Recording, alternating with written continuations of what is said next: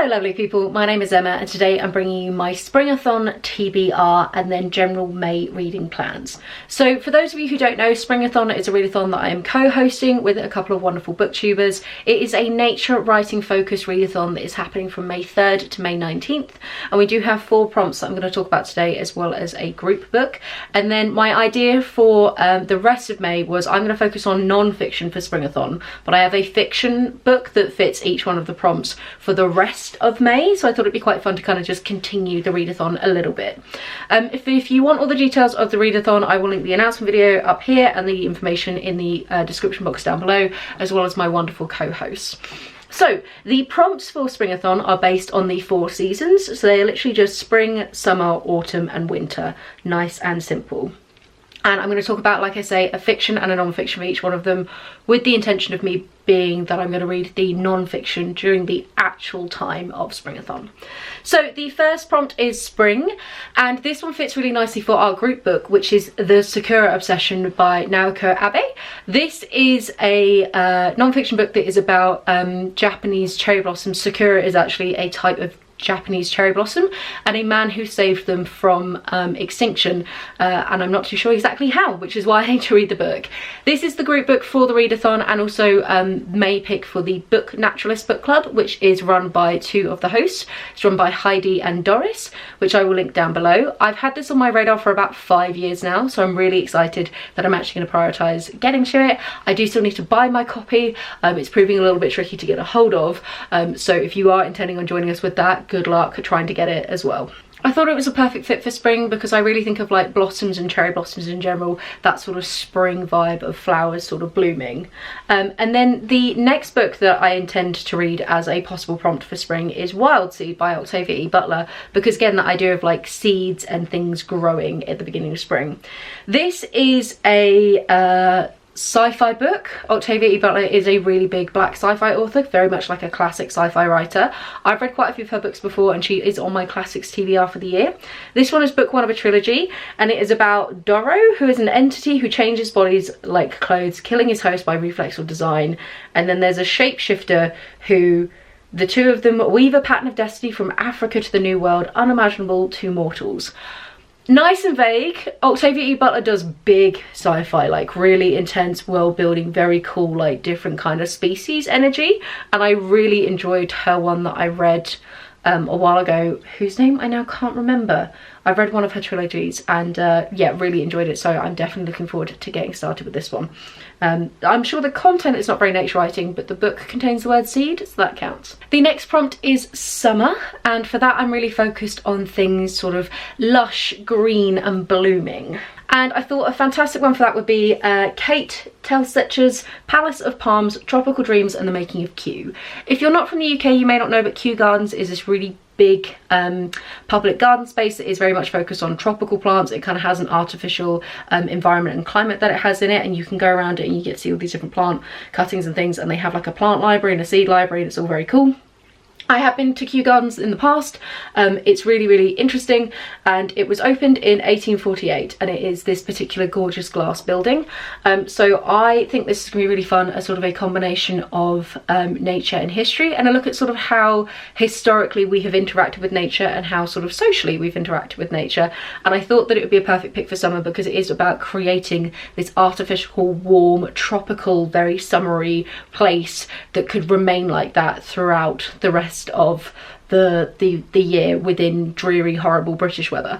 So going to be really interesting, and I've owned this for a while, so I'm keen to actually get to it. And then the fiction one for summer was kind of picked primarily just because of how gorgeous the cover is, and that is A Botanical Daughter by Noah Medlock. This is a horror book, and it's kind of a weird Frankenstein-esque type thing about a guy who like manages to grow strange fungus that have some kind of intellect, and then manages to sort of make this become a person by like instilling it in a corpse. So you've got kind of this weird Frankenstein meets Little Shop of Horrors meets The Last of Us kind of energy going on. With a cover like this, I really couldn't resist. I just thought all of the colours were so gorgeous and all these flowers, and I love the idea of life springing out of something dead, so I thought it would be a really fun summery kind of vibe to it.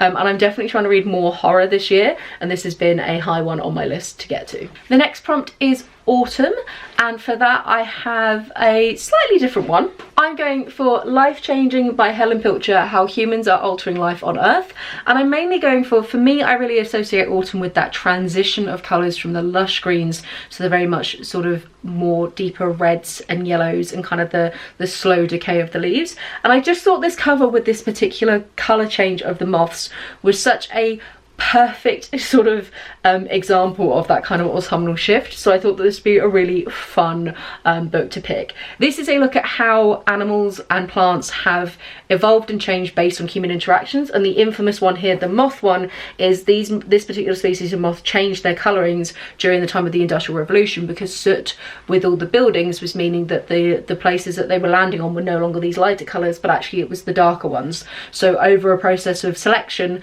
over a couple of generations, which for moths is not a very long time at all, you went from having these much lighter ones to these much darker ones. It is something which I've read about in a few other books, but I'm still really intrigued to see what else is listed in this book. I've not done a really good like classic evolutionary book in a while before, so I'm really keen to get to this one, and it is on my 5-star predictions. And then again, mainly picked because the cover is just so freaking perfect, The Garden Party by Katherine Mansfield. Does this not just scream autumn to you completely? Like, look at that cover.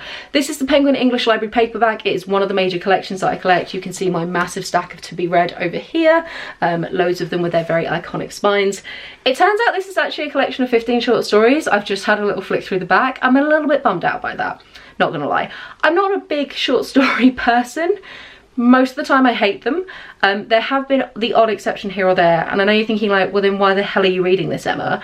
And it's because I have a goal to collect all of the Penguin English Library paperbacks, but I refuse to put them on my nice shelf downstairs, which is my funky antique one that they go on when they're read, until I've read them, and I think it's only fair to give it a go. There have been the odd short story collection that has surprised me, so possibly this is going to be one of them, but you know, the fun thing about collecting sort of a specific classic collection is you do get forced out of your comfort zone, and you do end up reading things that you wouldn't necessarily like. I read The Warden by Anthony Trollope, which I thought I was going to hate, and I absolutely loved it back in December, so this could be a surprise one. But yeah, this is my autumn pick for fiction. And then the last prompt is winter, and my non-fiction book is Sea Room by Adam Nicolson. Primarily because look how stormy and wintry that cover is. This is the story of one man, 3 islands and 500,000 puffins. It is a gentleman who becomes like a warden, and he inherits the Shiants? They're a particular collection of islands off the coast of somewhere in the UK. No idea where, I'll find out. And it is about his experiences living in this incredibly remote, isolated space, and sort of his interactions with nature. I read Waterfall of Stars by Roseanne Alexander for Springathon a couple of years ago and absolutely adored it, and this is giving off very similar vibes, and I've also had this on my shelf for forever, so I think it's time I really actually prioritise getting this book read. I've mentioned it in a few like yearly TBR, need to get round to it kind of books, so I thought this was a perfect one.